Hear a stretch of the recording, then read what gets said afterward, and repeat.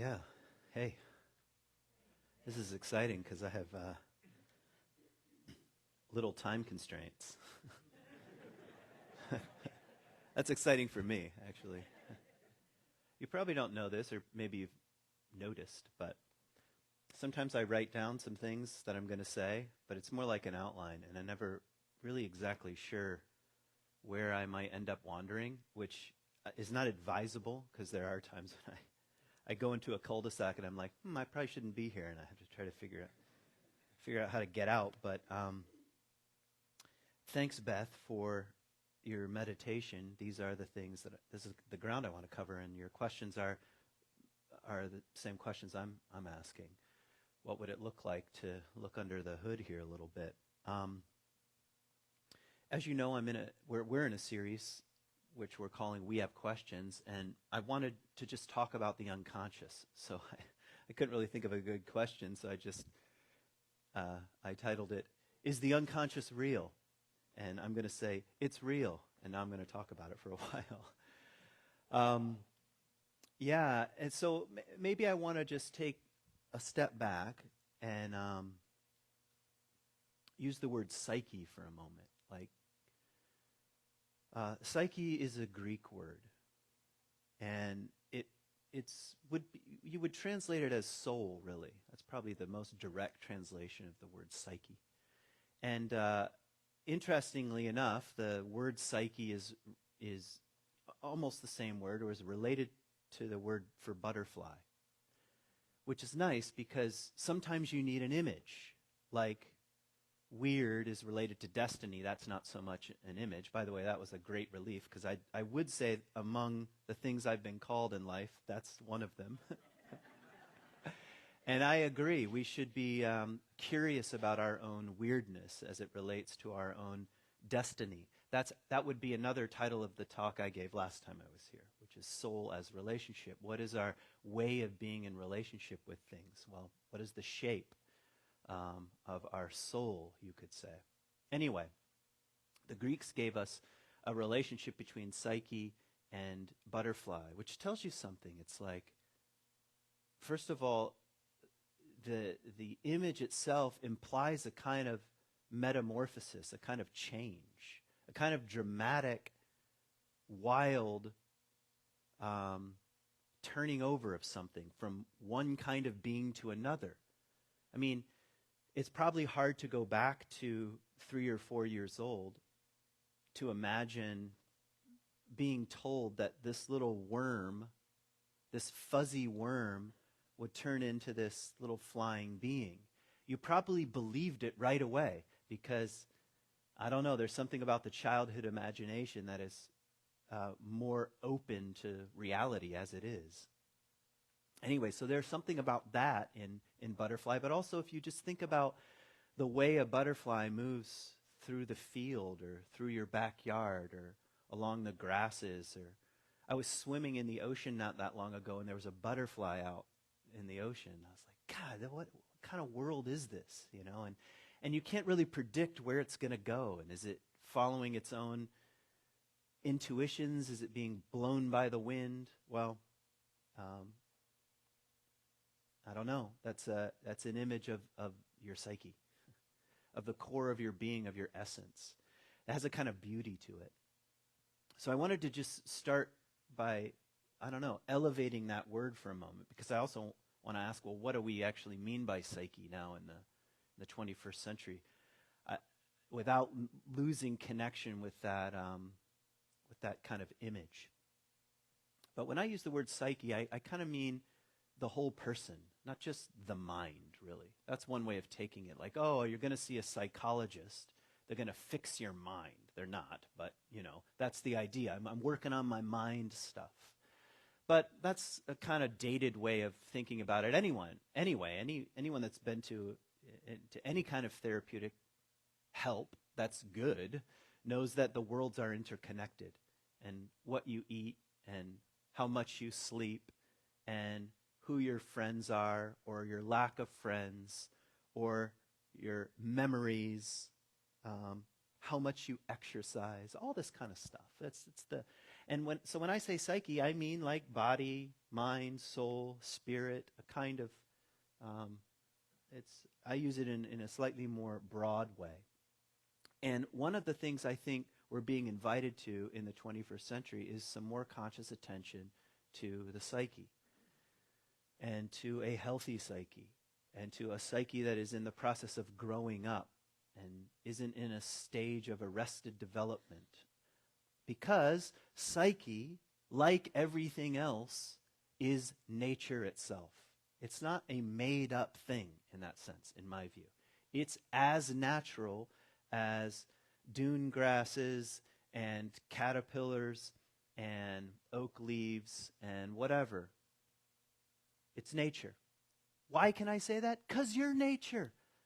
I know so much of the modern hang-up that human beings have is we think about ourselves as somehow being outside of the natural world. What I'm saying is psyche, and even everything I'm going to talk about, is like talking about nature itself, our own nature as human beings. And just like everything else in the world grows, so does the psyche.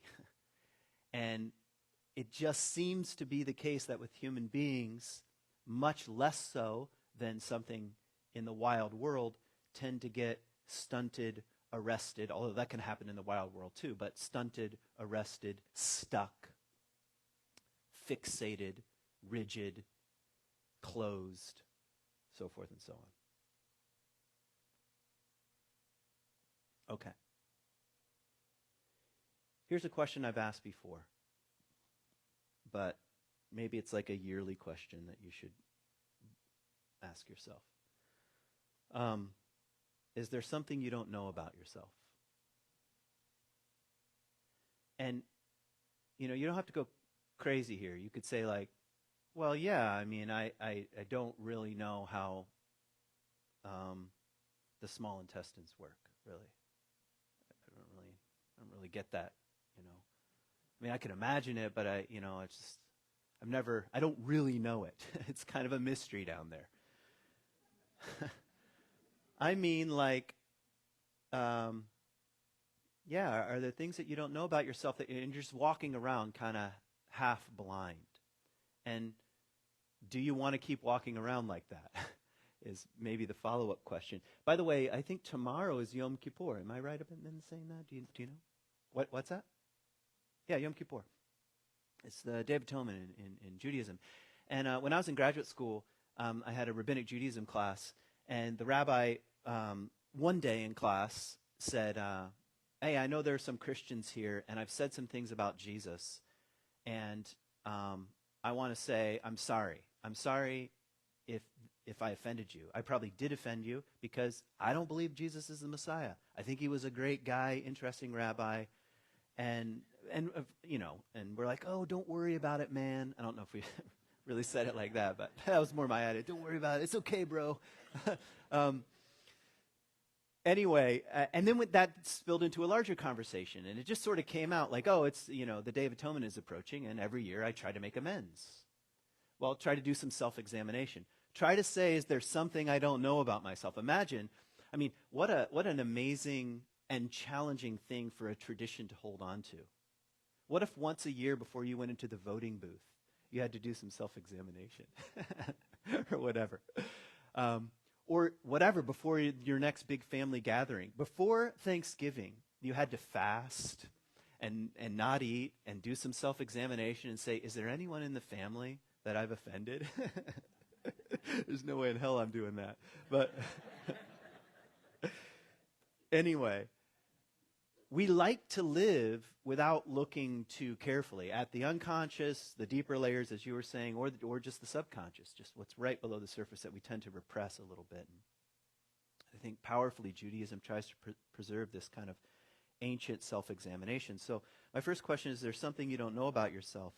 Or let's just put it in non-personal terms, like, what if the President of the United States is walking around not knowing something important about why he does what he does? Wouldn't you be like, you might want to get to know why you're doing what you're doing, Now, I'm just picking on the president because the stakes are high, correct? So, all right, how does that apply to each of us? You know, I mean, we're doing the same thing, is what I'm suggesting. And I also want to say there's a relationship. I'll try to define the unconscious here in a moment, or just maybe jump on what Beth was saying. But I want to say that, at least in my view, some of the greatest challenges, or I might even exaggerate, all of the greatest challenges we face as human beings, as a species, about our culture, our institutions, our world, our climate, the future, is related to what I'm describing about what we can't see about ourselves, what we don't know about ourselves, what are our unconscious assumptions about the way the world is. This is not like, what I'm not wanting to talk about this morning is like navel gazing. We're just going to like do some internal work and get to know the inside as if it's not related to the outside world. That's not what I'm talking about. What are our real motivations? What are our sources of fear? What are our attractions or repulsions or passions? And how do you come to know these things? How do you come to know them partially? How do you come to know them in a more full way? It's the train I want to wander around in. So some definitions, and I'm going to be as simple as possible here. The unconscious is what you're not conscious of. So, okay, whether it's the subconscious, the unconscious, it doesn't matter. It's like you're not that aware of it. If you're aware of it, then you're conscious of it. So that answers the question, is the unconscious real? Of course it's real, because there are all kinds of things that you're not aware of, that I'm not aware of. Maybe it's time. Yeah, let's read some Freud here. Okay, this is in your bulletin. Properly speaking, the unconscious is the real psychic. Its inner nature is just as unknown to us as the reality of the external world. Like, pause for a moment. Pause here.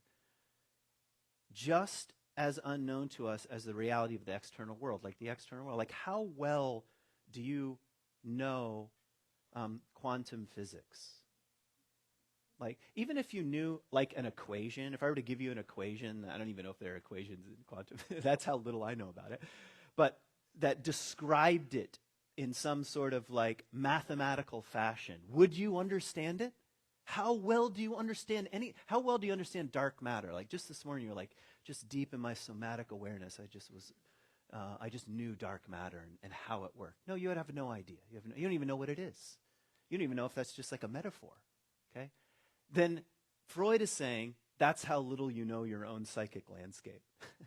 It's like, no wonder he said, now you got to come to me for years and, I'll help you out. So, but just like the external world can feel impenetrable, well, that's also true in it. That's not necessarily a bad thing, okay? It's like David was saying this morning in the pre-talk, if we went around conscious of everything all the time, it would be like, we couldn't get anything done. It's like, we'd just be so flooded. So there's a reason why things go down into the lower regions, you could say. All right, let's finish the quote. Properly speaking, the unconscious is the real psychic. Its inner nature is just as unknown to us as the reality of the external world, and it is just as imperfectly reported to us through the data of consciousness as the external world through the indications of our sensory organs. In other words, our data collection, what now I'll call the ego, is often imperfect. Now imagine that. I know yours isn't. Or only certain political parties, their radar is off. But he's saying it's true of everybody. We get false reports. We don't know all that much. See, this is fundamentally humbling, what Freud is trying to expose here. It's actually earth-shattering, and it's very disturbing. What do you mean, the I? Now, I should probably give you a little bit of history with Freud and Jung. When they wrote in German, instead of using the word ego, that's the translators decide to use that word. That's a Latin word. They used the word I. Now, think about that. Just switch that around. Someone says, so-and-so has a big ego. So-and-so has a big I. That's what Freud and Jung were both getting at. Your sense of I this, I that, I feel this, I think that, I like this, I don't like that. I am not happy that Culver's raised their prices for kids' meals. I am, whatever, go on and on and on. That's the I, okay?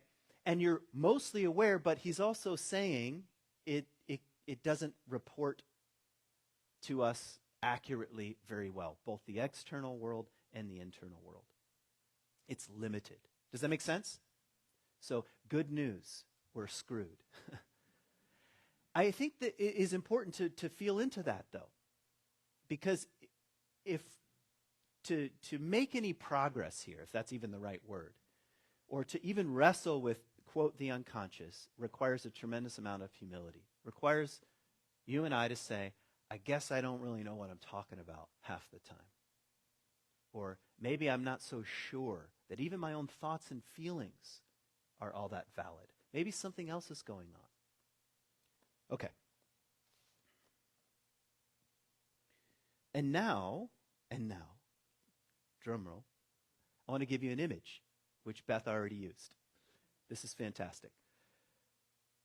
Let's imagine your psyche like an iceberg. Okay, and I'm just going to divide up the iceberg into parts. I did this once before, but only like in a drive-through version. I'm not going to spend a ton of time here anyway, but for me it's a helpful image. So, as you've all been told, or if you've seen, I've seen an iceberg before, they're much larger under the water than above the surface. Okay? That's, hence the Titanic, all right? So, what's above the water line here is what I'm going to call two things, the ego and the persona. I'll get to the persona in a few moments. But your ego, your I, just like I used it a few minutes ago, your sense of I. There it is, above the water line. Just imagine it, like there you are. You're just above the water line right here. You're looking around, you're like, man, this ocean, I just love this place, or I hate this place, or I can see really far, or it's cold, or these are the things the I know. I knows, all right? Now, the thing with the iceberg image is, the way I'm using it now, is everything below the waterline the ego doesn't know anything about, or knows very little about, you could say, which is kind of disturbing, because here I am floating along the water, and I think this is all, here I am adrift in the sea. Meanwhile, we can't see this sort of mass below the waterline. We can't see it very well. And what's below the waterline? Well, here are a list of things. These are just psychological language. We've got our personal complexes, our personal patterns and energies that can come up and sort of take us over. We have what Jung called the shadow, or at least shadowy dimensions, both golden and sinister, things we can't see about our own darkness or about our own light. We're not that aware of it. And then we also have the collective field, like this is more from Jungian stuff, but the collective field of archetypes, like the big patterns. Let me try to think of an example of that wakes up an archetype. Like, you remember at the beginning of the Lion King when Simba's born? And they I don't know why I thought of this. This is not in my notes, all right? Here, I've gone into a cul-de-sac. And they lift up Simba like this. Isn't it Simba they lift up? And all the animals are singing, and we like it. I mean, if you're like, oh, I don't like that film, you do. You like that moment. You're like, yeah, I want to just be in the forest and be like, the king. That's an archetype. And it wakes up a pattern that is universal. Okay? Now, you could argue about why should we have kings. That's not even what I'm talking about. I'm just talking about the pattern that shows up again and again and again in myths and stories and legends and cultures and social structures and families. Okay? And I guarantee you, if my wife and I had another baby and I came in here and I played that song and I lifted it up, you would get the chills. All right? I just got the chills just thinking about it. All right. What was I even talking about? Oh, I know. If above the waterline we have the ego and the corresponding persona, below we have personal complexes, shadowy material, archetypes, the collective shadow, because whole people groups can have shadows, a collective shadow.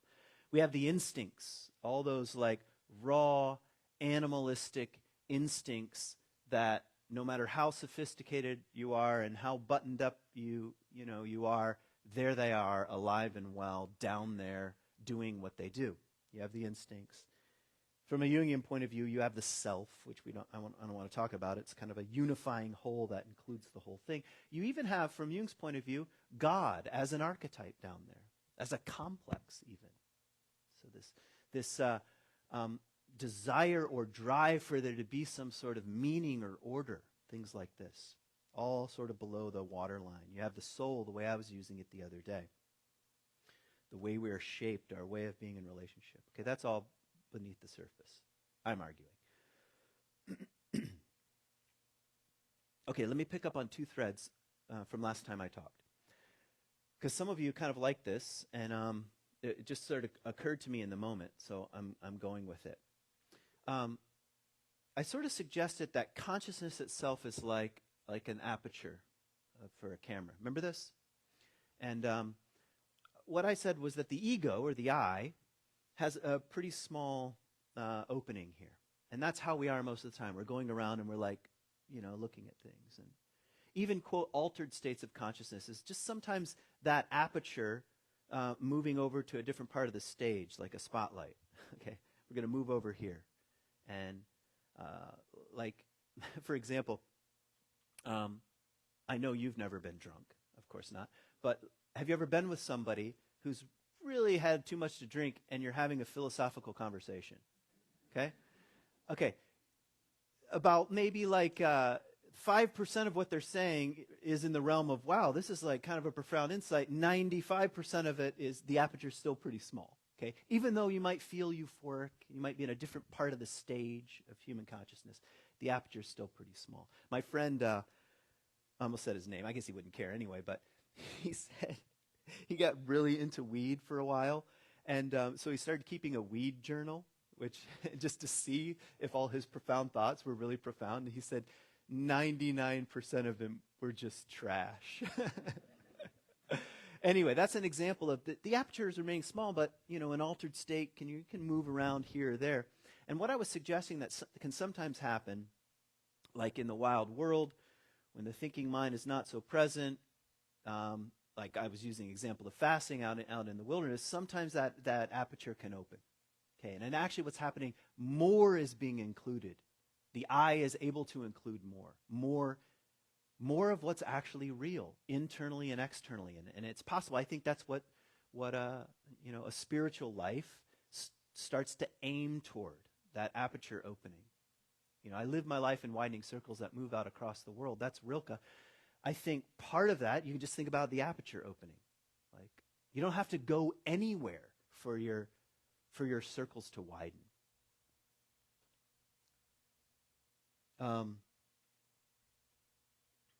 So part of what I'm asking is, what happens when that aperture widens and starts to include things like what's in the unconscious realm, what's within, what we're unaware of, what might be driving us or haunting us or frightening us, or what we're ignoring or repressing, for better or worse, what we don't want to see but wishes to make itself known. That's what I'm wondering about, what happens when the aperture widens. Okay, here's a line from Freud again. The unconscious, that is to say the repressed, offers no resistance whatever to the efforts of the treatment. Indeed, itself has no other endeavor than to break through the pressure weighing down on it and force its way to consciousness or to a discharge through some real action. What Freud is getting at is the unconscious material wants to come out, especially as we age. Initially, just to survive. I don't know, sometimes I think about, for every child, I don't care how, what kind of home they come from, it's kind of like a war. And it's like a war of survival. How do I survive? Who loves me? Where do I fit in? Where's the nurturance? Basic things, food, clothing, shelter. But at a certain point, and a lot of stuff starts to go in the basement in childhood, but at a certain point, some of that material, what Freud is saying, the repressed material, wants to come forth. It wants to make itself known. So Why should we be paying attention to the unconscious? Because it wants to make itself known, not just because, well, I don't have anything better to do and I've, got some free time on Thursday, might as well dive into the unconscious. Because it's an experience of being more put together in a sense of wholeness. It's an experience of the iceberg. There's more of me than I thought. Now, he also, it's just kind of an aside, he said, it's going to come out whether you're making it conscious or through some sideways action. Okay, I don't want to go into detail there.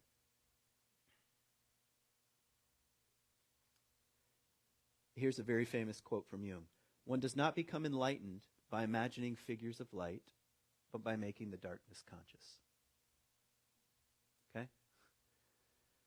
One does not become enlightened by imagining figures of light. Now we wish, that would be great. We could just sit here and close our eyes and imagine winged beings and imagine enlightenment and soak in the light and bring the sun inside the solar plexus. And Jung is saying, fine, but if you want to be really enlightened, you got to go into the dark. Dark, dark, dark. We all go into the dark. That's T.S. Eliot. Or here's a line from Jesus. This is his advice on prayer: go into your room and shut the door. Right? In other words, go into the darkness. I know as soon as you bring in Jesus, like people start like, oh, what kind of theology is he saying? I'm just hearing it differently on almost psychological terms here. Go into your room and shut the door. All right? There you are. Go into the darkness, he's saying. Okay.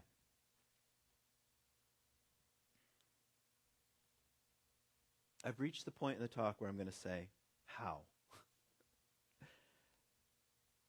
If the unconscious wants our attention, as Freud is saying, wants to come forth, if much of our life is lived on the kind of surface of the ocean with our little ego looking around on top of the water, how do we begin to sink below the waterline without getting into real trouble here? Well, I can't promise that part of it. Okay. When I'm a number of years ago, and my wife actually introduced me to a practice that she got from James Finley. And this is one of the most common practices that I engage in and that I encourage other people to engage in. Almost always when I meet with people in a one-on-one setting, at a certain point, I suggest doing something like this. So right now, I'm going to give you homework. Not that you have to do it. You can just push it right down there into the subconscious. Who cares? All right?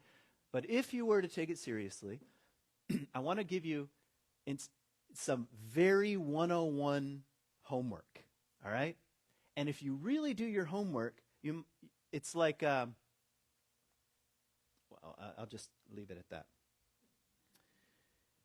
The exercise is called getting to know yourself in ego consciousness. All right, getting to know yourself in ego consciousness. Because you can't possibly go beneath the waterline if you don't know what's going on above the water in the first place. All right, so getting to know yourself in ego consciousness has 4 components to it. And they're rooted in the 4 functions from Jungian thought, but here they are. Here's your exercise. Over the course of the next couple weeks, I challenge you to do a little journaling in these 4 categories. All right? What have I been thinking about? All right, what have I been thinking about? What have I been feeling? What have I been sensing? Like 5 senses, that kind of sensing. What have I been imagining? I kind of changing it a little bit. Jung likes the word intuition, but I like the word imagination. I got that from Bill Plotkin. Okay, thinking, feeling, sensing, and imagination. Are you with me so far? That is, in part, what Beth is talking about the subconscious. Just going one layer beneath the surface and widening the aperture to say, what have I actually been thinking about? Now, just right now, just go back in the week. What have I spent a lot of time thinking about? Right? If you have an iPhone, or maybe it's Android too, or whatever, the other brand, or brands, whatever, it'll probably tell you not only how much screen time you've had, but where that screen time has been associated. Like, whatever, on Instagram or Facebook.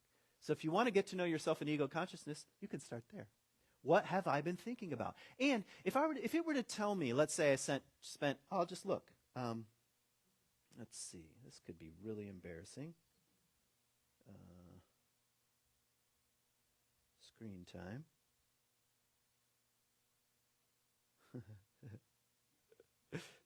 Okay. What's that? Yeah, no. Yeah. You're telling me, please get edit. I have to see where it tells me where I spent on each thing. See all activity. Here it is.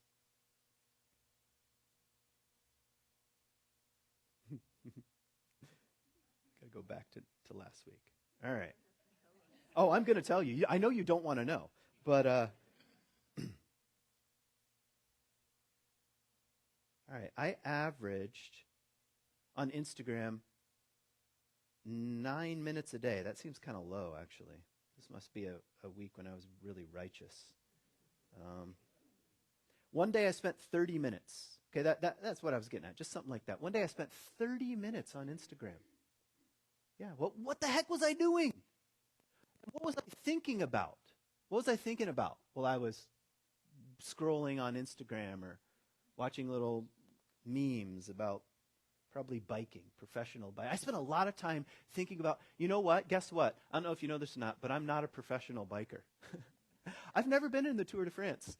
And I spent a lot of time watching other people, grown men, ride bikes. This is always funny to my kids. Like, why are you watching biking? And you know how long a bike race lasts? Like just one day of the Tour de France? Any given day, a single day, they can be riding their bikes between 5 and 6 hours.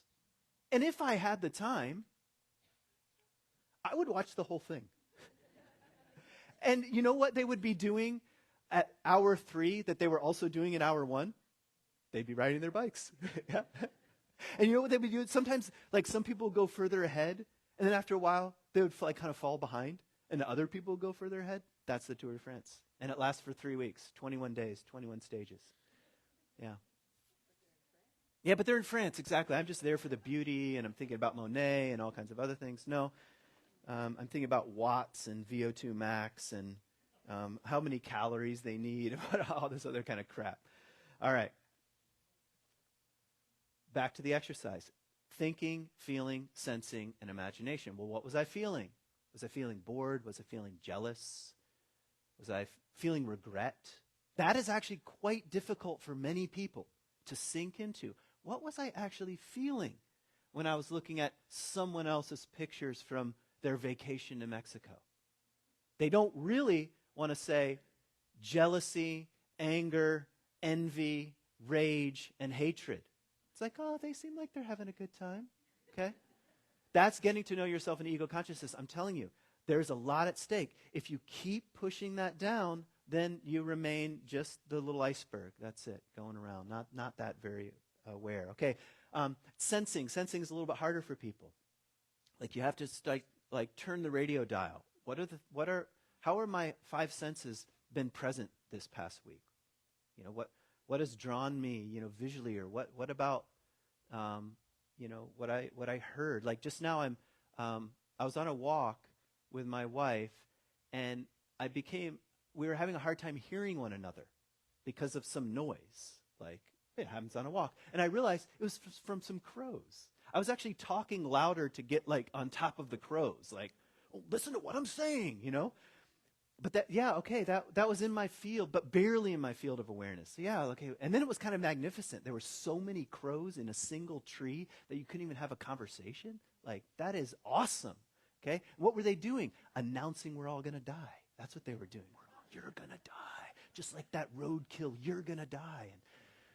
Okay, so thinking, feeling, sensing, and that's imagination right there. That's imagination. Like, what was I imagining? I was imagining that they're sitting in the tree announcing death. That's exactly what I was doing.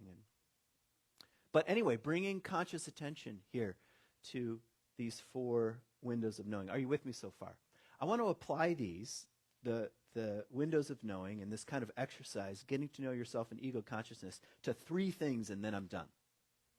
What I don't want to do is go deep down into the unconscious, into shadow material and archetypes and, things that I've have maybe just touched on before, I want to stay more in the realm of persona, ego, and just complexes. And I'm just going to riff on these for a couple minutes. All right. Your persona is your mask. That's what the word means. How many have heard that before? Okay. Well, now you have, obviously, everybody. Persona is your mask. And guess what? You have one. And it's not a problem. It's not wrong. It's part of how you show up in the world. And some of you have more than one mask, or it's sophisticated, or you can, it's somewhat malleable. And it's important to have one because how you show up in this room is probably not how you show up at a Thanksgiving gathering or how you show up at work. That's actually part of how we navigate. And we're mostly conscious of it, although it can also, I guess, I shouldn't say mostly. I'm going to make up a number. This is not even true at all. There's no science involved here. But maybe half the time we're aware of it and half the time we're not. Half the time we're aware that we're showing up in a certain way. Half the time we're not. And so here are my challenge when it comes to getting to know your persona. Thinking, by the way, encouraging the exercise, thinking, feeling, sensing, and imagination. So your persona, how would you get to know your persona? Well, it would be in the patterns of how you show up. The patterns of how you show up. Like, here would be something worth paying attention to. When I go to a social gathering, let's say a party, this would be an interesting question. How do I carry my body around? It's not as simple as, I don't know, just walk in, No, I'm encouraging you. Try to feel into how you carry yourself. And see if that doesn't feel different than how you walk around your own house, or when you talk to your kids, or when someone's in the room that you don't like. I'm just basic body awareness here. What's the body feel like? This would be part of identifying the kind of persona or mask that we might be carrying. Here's another example. Is it possible to become aware of changes in your own voice? Now that I've been, into this kind of stuff, I'm sure I do. I'm sure the actual tone of my voice right now, because I'm standing up here giving a talk, is different than if we were just riding in the car together. And we're just like talking about, I don't know, the lions. Or actual lions. That would be more interesting. Okay? And we're just driving along and, okay. But I'm just saying, I'm encouraging you, get to know yourself in ego consciousness. I have a family member, whenever we're together, their octave, when someone else is in the room, a certain person is in the room, I'm hiding the details. When another family member is also in the room, their octave goes up a couple of notches. And I just started noticing that one day. Now, it's easier to pick on other people, like, clearly persona, all right? No, but it's like, no, every time they're around, it's like, whoop, there goes okay? It's a mask. It's a way of, this is how I'm going to show up in this particular setting. Same with, families have whole sophisticated ways of doing this. Like my brother, and he would readily admit, in any kind of family gathering, everyone expects him to be funny, okay? Whether he's funny or not is irrelevant. All right. Now that might have something to do with family systems, dynamics, and so forth, but it's a persona. And to show up that way, we recognize him. Here comes my brother. He's funny in these kinds of settings. And then he shows up and says, here I am. I'm funny in these kinds of settings. And it's just, that's a persona. All right. Now, if you're at all interested in what is below the waterline, you have to take some responsibility and say, what are the masks that I'm wearing? Do they fit? And sometimes they don't fit anymore. Sometimes you realize, I am acting this way because I always act this way, and really I'm just trying to protect myself from any kind of vulnerability or honesty or fill in the blank. Have I made sense? Okay, so getting to know a bit of your persona, changes in voice, changes in body, what you feel compelled to wear or not wear in certain settings, or the kind of thing you'll display or not display, the kind of hair you have or you want to have, how others might describe you when you're at work. Oftentimes that'll reveal quite a bit about your persona. If I were just to ask somebody, what are you like at work or what are you like at home? And they would just say, oh, they're like, And I would get little clues. Like, okay, that's kind of how they show up. That's how they see themselves. That's how they're seen.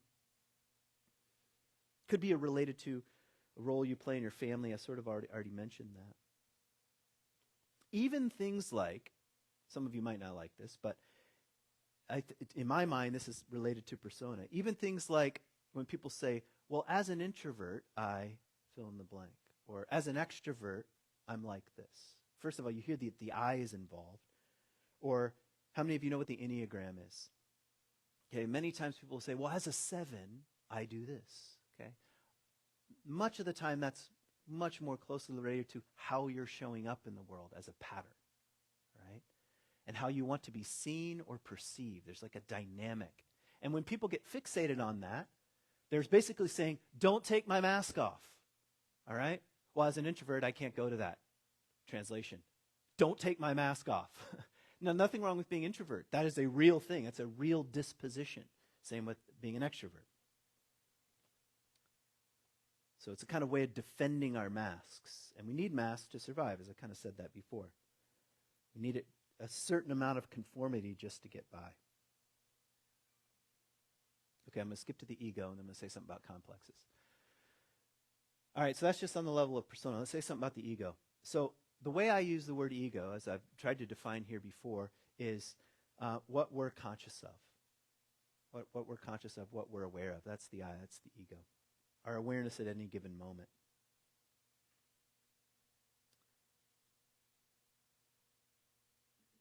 It's the house that we think we're living in. It's sort of constructed from the available material, you could say. But it's the house that we think we're inhabiting. This is the house of my ego. This is my world that I formed or has formed around me. And it organizes our experience. Like people say, well, you know, so-and-so is egoless. I'd be like, no, that's impossible. It is actually the organizing. Jung calls it the seat of consciousness. So it's like it brings things down and has it sit somewhere. It organizes experience. Otherwise, life would be so chaotic that we wouldn't know who the hell we were or what was going on. So it has a kind of organizing force to it. I'm just skipping ahead. Okay, so here's my point in terms of the ego and the aperture. The ego wants to keep our horizons relatively small, wants to keep the aperture closed, or small, because if it widens, then it's challenged. Just like learning anything at all. Like if I tell you Lake Michigan is saltwater, you know, you're like, yeah, Lake Michigan saltwater, that's crazy, you know, and then you go out there and you're like, no, it's not. Okay, the aperture grows, and then you're challenged. You're like, oh, okay, so the ego, it almost has a kind of compulsive drive to keep the aperture relatively closed.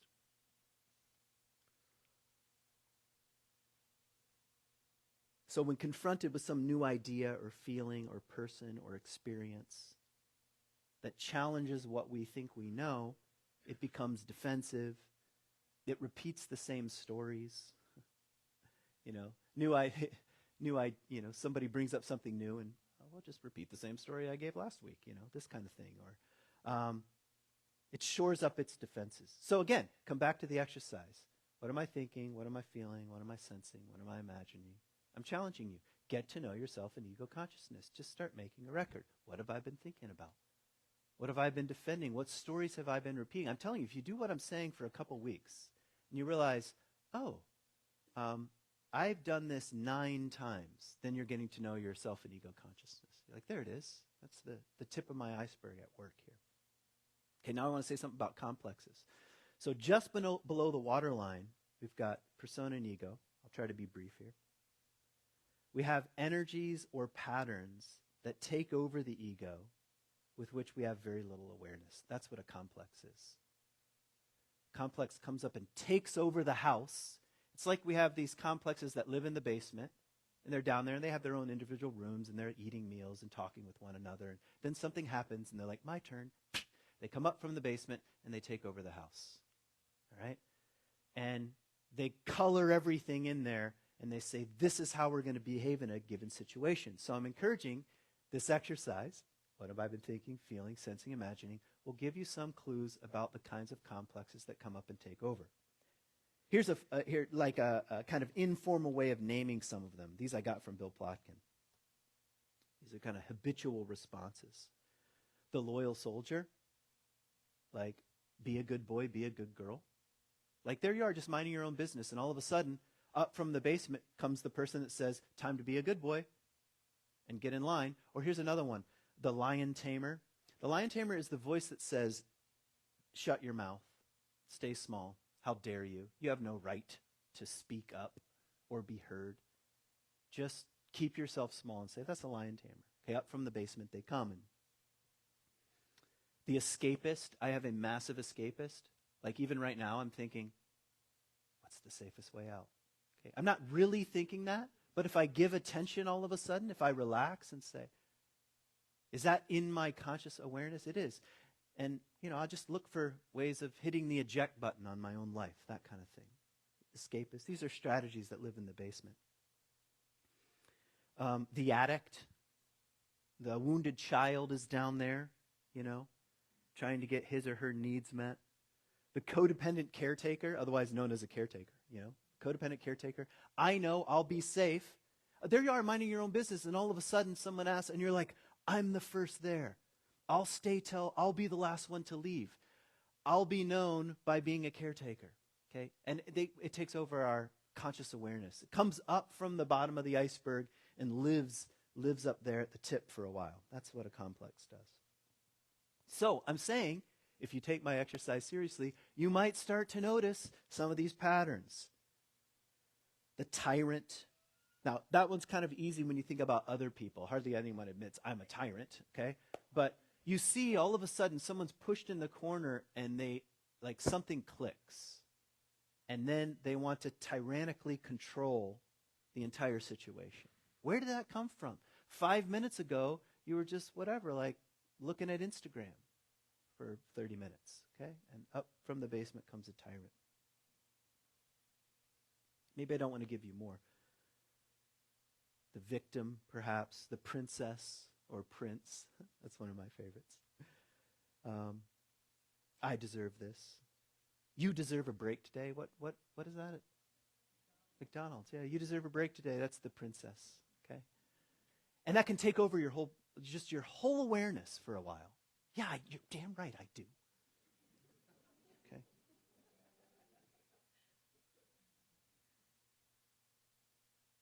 Okay, I don't want to say much more here. Only for the sake of time. Here's my main encouragement.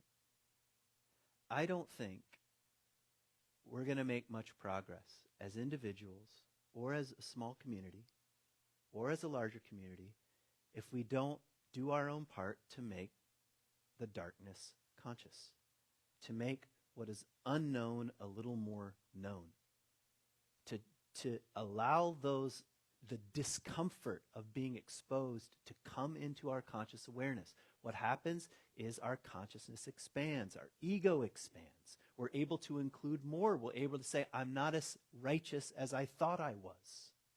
I'm not as holy as I thought I was. Or the opposite, I'm not as bad as I thought I was, as the stories that I keep telling myself. It turns out I'm just a human being. I'm just a mixture of this and that. Nothing is pure anywhere. That's what starts to happen. And I don't think, when I think about, I'm almost done here at C3, which is sad. It's sad. I'm definitely going to miss being here. I'm going to miss, seeing your faces. I'm going to miss the conversation. This, more than anything else in my life, this kind of, this environment has felt like a living conversation around important things like spirituality and whatever, the psyche and dreams and values. And anyway, it's felt like a conversation. It's you've affected me, as I hope in some way or you've infected me, as I've hoped in the age of contagion. And hopefully something I've said and done has also infected you. That's what I mean by a living conversation. I'm definitely going to miss that. But I would like to say that the entire world is moving toward in my view, mainstream world is moving toward less consciousness about everything. Let's just stay in our little camps, stay in our little myopic vision, close the aperture, convince everybody that we're right and everybody else is wrong, and everybody is prone to move in that direction. It actually feels good. Do you know how good it feels to say, those bastards are wrong and I'm right? I mean, like it's like, yeah. It's like if the Lions were to actually win the Super Bowl or whatever, you know? It feels good to win, but I'm saying we don't make any progress, not in any deep sense. And what the world needs are people like you and I that are in our own small ways are trying to make the darkness of our own ordinary lives a little more conscious.